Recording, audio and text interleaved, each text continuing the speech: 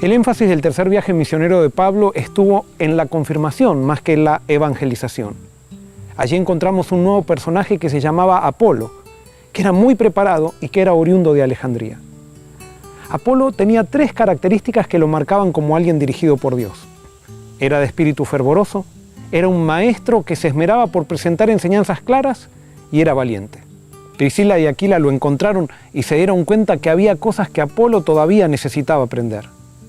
Pero la razón por la que Apolo era un buen maestro era porque era un buen alumno. Gozoso recibió la instrucción de Priscila y Aquila, quienes al ver que Apolo podía ser de gran beneficio para los creyentes, lo recomendaron para que puedan recibirlo en otros lados, como Corinto. Mientras Apolo estaba en Corinto, Pablo llega a Éfeso y allí encuentra a unas personas que habían sido discípulos de Juan el Bautista. Habían sido bautizados por él, pero nunca habían escuchado acerca del Espíritu Santo. A mi entender, estos discípulos que vivían en Éfeso llegaron a las fiestas de Jerusalén como lo hacía todo judío fiel que vivía en la diáspora, y allí se relacionaron con el Bautista. Creyeron en su mensaje que decía que el Mesías había venido, lo aceptaron buscando el arrepentimiento que Juan predicaba, pero probablemente no habían tenido la oportunidad de conocer a Jesús y reconocerlo como el Mesías, porque tuvieron que volver nuevamente a Éfeso. Quizás lo mismo había pasado con Apolo. Pablo ahora les habla de Jesús, de su vida, muerte y resurrección, y así ellos pueden confirmar el mensaje de Juan el Bautista en la enseñanza de Pablo. A raíz de ello, son rebautizados. Y luego, al serles impuestas las manos, reciben los dones del Espíritu para ser capacitados en la proclamación del Evangelio.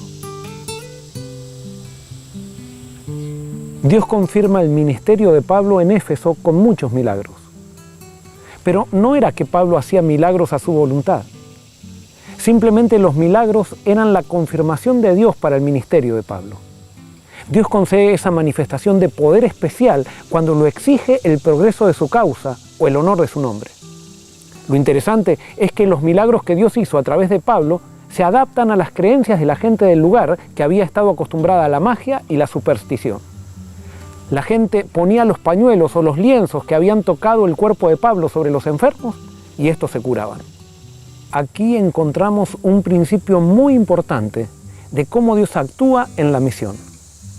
Dios se revela en la forma que la gente lo puede entender y aceptar. Dios no es rígido. Dios nos toma donde estamos y nos lleva por medio de un peregrinaje hacia donde Él está. Esto se llama contextualización. Y Pablo lo entendía muy bien al decir que él se hacía judío al judío y griego al griego, con tal de ganarlos para Cristo.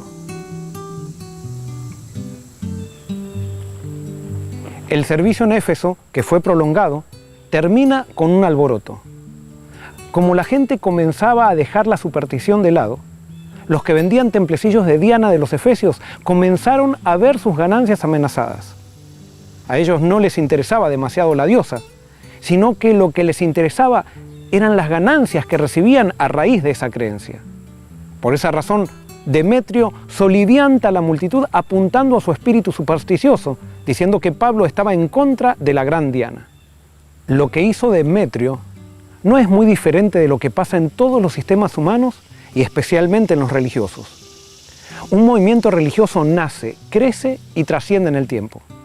Sin embargo, los descendientes de los que fueron sus pioneros no tienen el mismo espíritu de sus padres, pero al mismo tiempo heredan todo un sistema que de alguna manera les da prestigio y seguridad. Llega un momento que estas personas ya no creen en los mismos principios, ni tienen el mismo espíritu de aquellos que fundaron el movimiento. Pero como el sistema les da seguridad financiera y cierto estatus, entonces comienzan a defender las formas del sistema sin interesarle demasiado las esencias.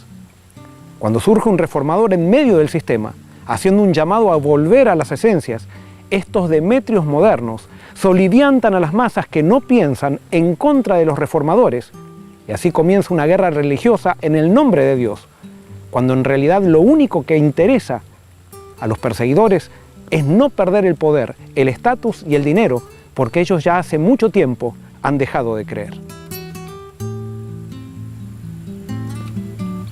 Pablo entonces deja Éfeso y continúa su viaje, que desde allí no sería fácil, ya que él se había propuesto ir a Jerusalén. A lo largo de la travesía recibió mensajes y premoniciones de que allí algo grave sucedería. La vida del apóstol Pablo no era fácil, ya que los judíos lo odiaban y lo calumniaban.